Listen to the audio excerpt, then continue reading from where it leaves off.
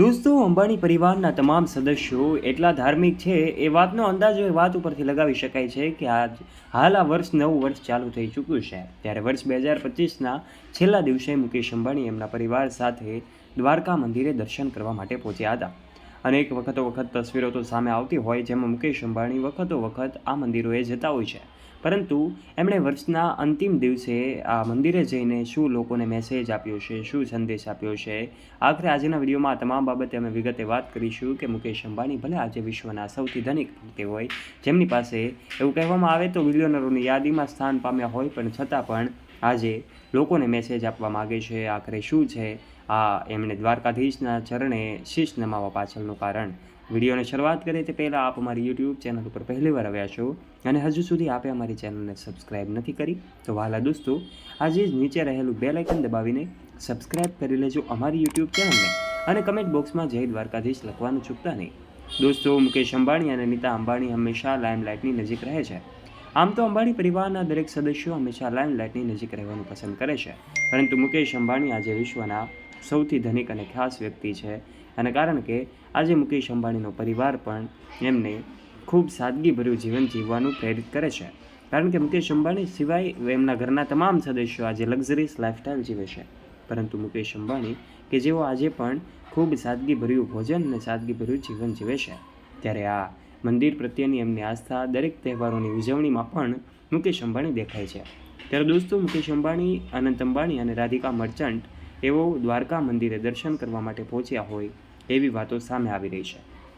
જી હા દોસ્તો, ગઈકાલે 31નો દિવસ હતો અને આજે નવા વર્ષની શરૂઆત થઈ ચૂકી છે. ત્યારે 31નો દિવસે પાર્ટીઓની જગ્યાએ મુકેશ અંબાણી એ સંકેત આપવા માગે છે કે ધાર્મિક સ્થાનોએ જઈ એમની ઉજવણી થાય તો એનાથી મોટું ભારતની સંસ્કૃતિનું જતન બીજું હોઈ ન શકે. આથી તેઓ એમના પરિવાર સાથે પહોંચ્યા હતા અને અનંત અંબાણી અને રાધિકા મર્ચન્ટ પણ તસવીરોમાં દેખાઈ રહ્યા છે. ત્યારે એ પણ સાબિત કરે છે કે એમનો પરિવાર ગમે ત્યાં હોય ત્યારે પરિવારના અમુક સભ્યો તો સાથે જ હોય છે. દાનના મામલામાં પણ ક્યારેય પીછેહટ ન કરતો આ અંબાણી પરિવાર કે જે આજે ચર્ચામાં આવ્યો છે.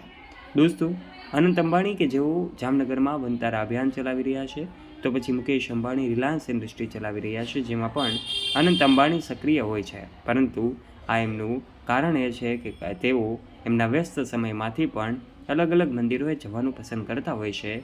એ જ એમની ધાર્મિકતા દર્શાવે છે. ત્યારે મુકેશ અંબાણી વખત ભારતના અલગ અલગ મંદિરોમાં દાન કરવાનું પણ પસંદ કરતા હોય છે. ત્યારે એમની પણ તસવીરો આપણી સામે આવતી હોય છે.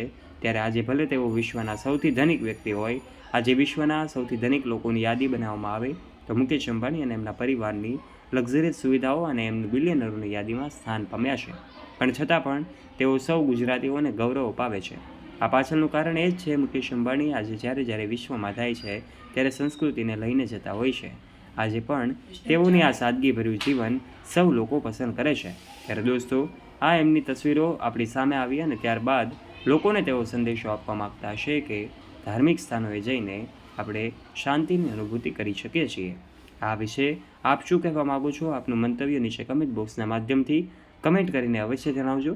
જો વિડીયો પસંદ આવ્યો હોય તો વિડીયોને લાઇક કરજો, કમેન્ટ બોક્સમાં જય દ્વારકાધીશ લખવાનું ચૂકતા નહીં અને આ વિડીયોને શેર કરજો.